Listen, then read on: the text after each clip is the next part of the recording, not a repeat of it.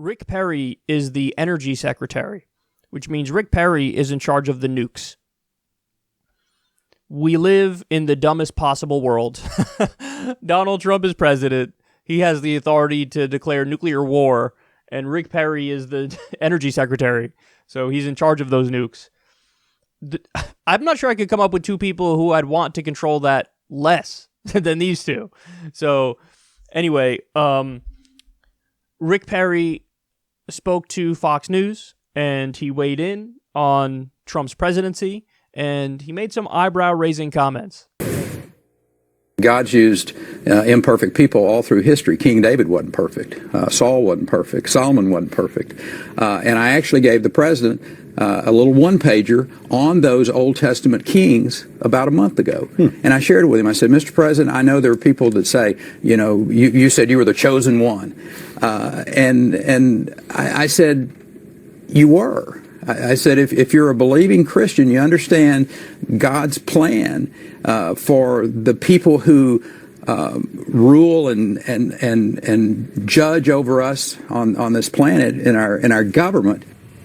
Unless people on the left attack Rick Perry, he pointed out to me, he believes Barack Obama was sent by God as well. He said for that moment and that time, he said he thinks for this moment and this time, Donald Trump was sent by God to do great things. So we're going to play the whole clip later, but I think it's interesting. I think it's very interesting. And by the way, I've always been concerned that the level of attacks that the president has endured is really going to dissuade a lot of good people from running for office in the future. And I'll tell you, Ed, going across the country talking to supporters of this president, they feel precisely the same way Rick Perry does. They hear the attacks from the media about who he is and his background, and they dismiss it and say, God has used imperfect people forever because we're all imperfect. But what he has withstood is unlike what really any other mortal could understand. So that having that memo, take a look at that, really interesting. I don't need a savior. I already got one.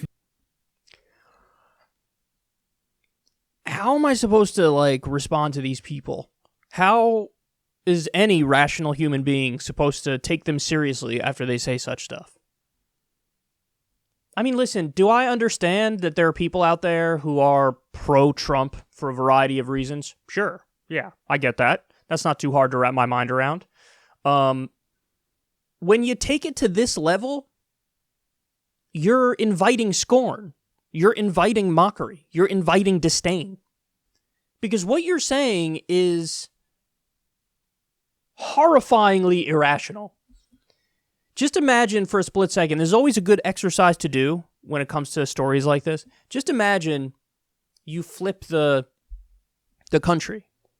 Imagine you're watching Iranian state TV, news in Iran, and they're talking about how the Grand Ayatollah is sent here by God, and he's the chosen one. Across the board, every person in this country would be like, ha ha! That's a good one, bro. That's a good one. But when it comes to a Republican president, you probably have, a solid 20% of the country, and I'm being kind by using that number. I could go as high as 30%. But a 20% of the country that goes, right on. He's chosen by God. God works in mysterious ways. God has a plan. He's chosen by God. God uses imperfect people. And then I love how he thought he was making it less dumb by saying, now, Rick Perry also said that Obama was the chosen one for the time and place. Well, it's interesting because he disagreed with everything Obama did, so is he disagreeing with God? But furthermore, I don't care if you think Obama was also sent by God. Neither one was sent by God. Neither one was sent by God. There is no sky wizard who's like, I shall put this person in control over here and that person in control over there. And that's the other thing is even if he's trying to make this argument in the context of the United States, you know that he's drunk on American exceptionalism too, because at no point would Rick Perry ever concede hey, the undersecretary in Botswana? That dude was also chosen by God. Just imagine other countries and imagine lower levels of of people working within said countries. Man, the Speaker of the House in New Zealand, totally chosen by God. Oh, you're a grown-ass man, son. You are a grown-ass man. I need you to stop being ridiculous. Now, don't get me wrong. I'm not saying you're not allowed to be religious at all. No, if you want to be religious, go right ahead and be religious. You want to believe in whatever the hell you want to believe in, go right ahead and believe in it. But, oh my God, you cannot make such bold proclamations that are obviously preposterous and expect people to then take you seriously. Because now there's no doubt that if these clowns watch somebody like me responding to them, what would they do? Immediately play the victim card. Immediately, oh, I'm so oppressed. Oh, Christians in America are under attack. Oh. I'm not oppressing you. I'm pointing out you're a moron. Because you're a moron. That's what you are. Imagine believing something like this. Guys, do I have to go through it? Are you going to make me go through it again? Fine, I'll go through it again. Donald Trump has been, overall, when you look at the totality of his foreign policy, an incredibly vicious neocon. He's increased drone strikes by 432%.